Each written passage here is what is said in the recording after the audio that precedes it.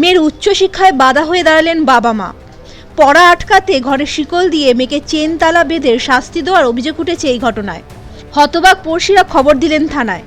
নজিরবিহীন এই ঘটনা ঘটেছে হাওড়ার ঘুষুরিতে।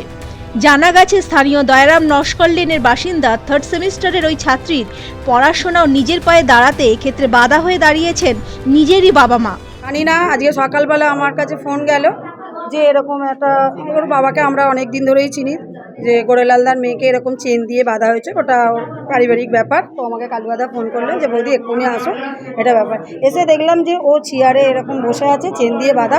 ও ওপরেই ছিল, কোনো রকম ও পালাবে বলে ওর নিচে পা ঘষড়ে বসে বসে ও সিঁড়ি থেকে নেমে এসে কালুয়াদা এখানে যে বাড়িতে থাকেন, ও এখানে বসিয়ে রেখে আমাদেরকে ফোন করলো যে পার্টির মেয়েদের মহিলাদের ডেকে।